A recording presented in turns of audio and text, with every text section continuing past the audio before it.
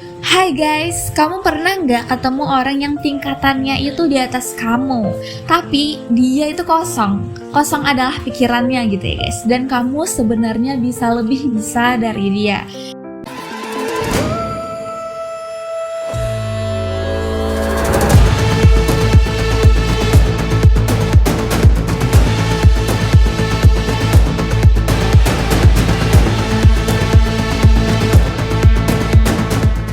Dan halo semuanya, selamat datang kembali di Audio Kehidupan. Tempat ini adalah tempat kita bisa ngobrol santuy dengan hal-hal yang sering kita pendam, karena kalau diomongin ke orang lain takut dibilang sombong.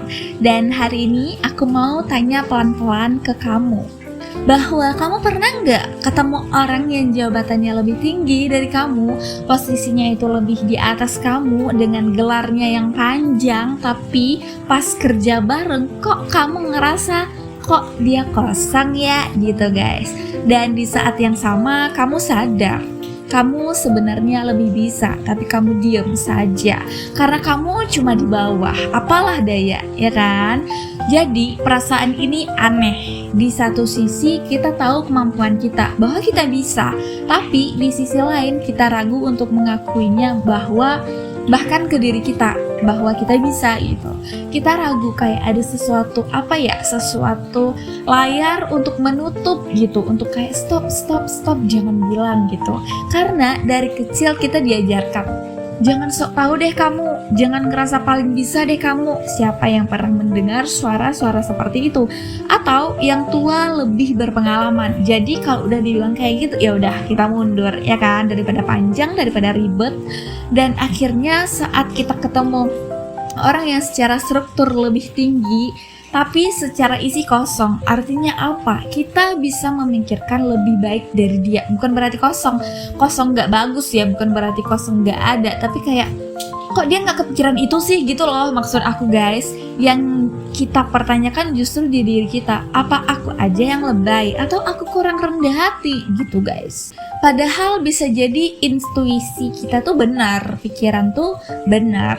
Yang perlu kalian tahu adalah posisi tinggi tidak selalu berarti kapasitas tinggi juga ya guys. Ini fakta pahit, tapi nyata guys adanya. Gak semua yang punya posisi tinggi itu kayak pikirannya tuh kayak bersih. Dan bahkan ada beberapa guru yang gak mau jadi kepala sekolah, gak mau jadi kepsek gitu, karena dia ingin langsung terjun di lapangan, ingin langsung memberi, mentransfer ilmu kepada murid-muridnya, kepada siswa-siswanya. Jadi kalau dia jadi kepsek, nanti kan dia di kantor terus tuh. Kalau dia mentransfer ilmu secara langsung, itu lebih langsung ketangkep sama siswanya gitu. Jadi dengan langsung juga dia bisa melihat karakter siswanya tuh seperti apa. Dan dia juga mau terjun langsung, mau pegangan tangan langsung sama siswanya, agar siswanya itu lebih pinter dari sebelumnya gitu.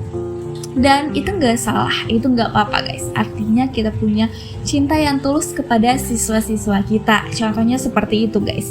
Jadi mungkin yang ambil posisi kepsek tadi, dia gak selalu tahu tentang kebenaran gitu. Yang dia tahu adalah mungkin ya guys, posisi-posisi aja. Tapi sebenarnya dia kan di kantor aja tuh, walaupun dia nggak ketemu langsung sama siswa, walaupun ada juga sih seperempat gitu mungkin, tapi kebanyakan kan dia di kantor. Dia belajar dia mengerjakan semua administrasi sekolah. Kalau jadi guru kan langsung turun, langsung berperan, langsung tahu kalau siswa itu udah belajar sejauh apa gitu, karakternya yang harus diperbaiki apa, ilmu yang belum sampai itu apa kepada siswa. Jadi si guru ini tadi mau langsung ke lapangan, dia bukan ke jadi kepsek gitu. Bukan berarti dia nggak punya kapasitas untuk jadi kepsek, enggak, tapi dia memilih untuk menjadi guru aja karena dia mencintai muridnya dan ingin merangkul muridnya secara langsung, bukan dari orang lain gitu ya guys. Contohnya ini tuh fakta yang pahit, tapi ini nyata adanya. Tidak semua orang yang berada di atas sampai di sana karena kompetensinya guys. Ada yang karena senioritas seperti tadi, kayak pengen jadi senior aja gitu, belibet ya Allah gitu guys. Atau ada koneksi, ada rezeki, jadi dia masuk gitu. Walaupun kita bisa sambil belajar juga sih ketika kita sudah ada di posisi itu kan.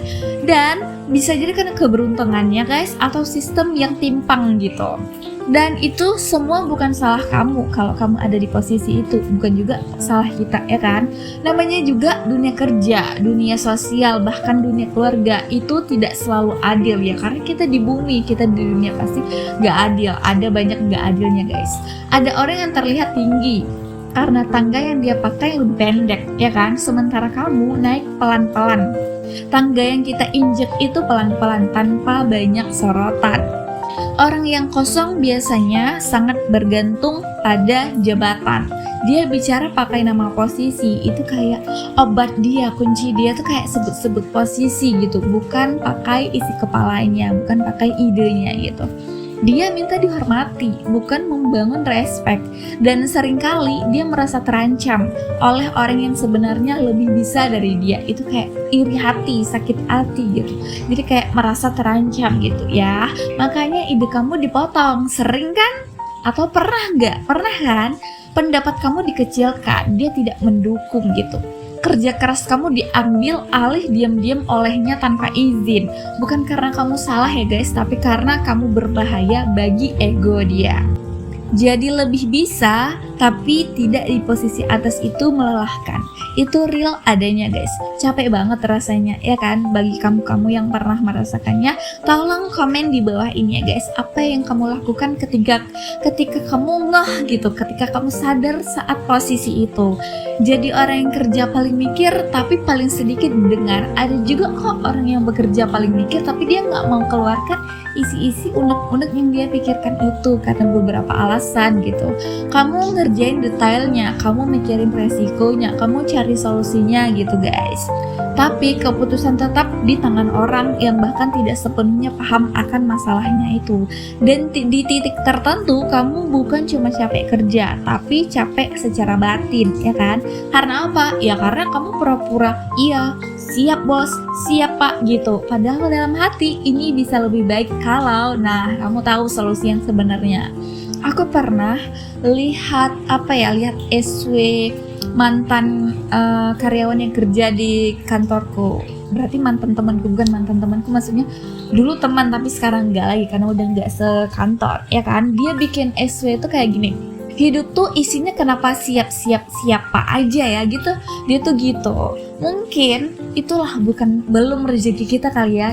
Dia di atas gitu, belum rezeki kita di posisi itu karena mungkin Tuhan mau kasih kita pengalaman lebih banyak lagi. Karena kalau jadi karyawan biasa tuh kan lebih banyak pengalamannya di satu bidang, fokus gitu. Sedangkan yang udah di atas pemimpin itu dia kayak belajari beberapa bidang atau bahkan dia nggak belajar secara 100% gitu.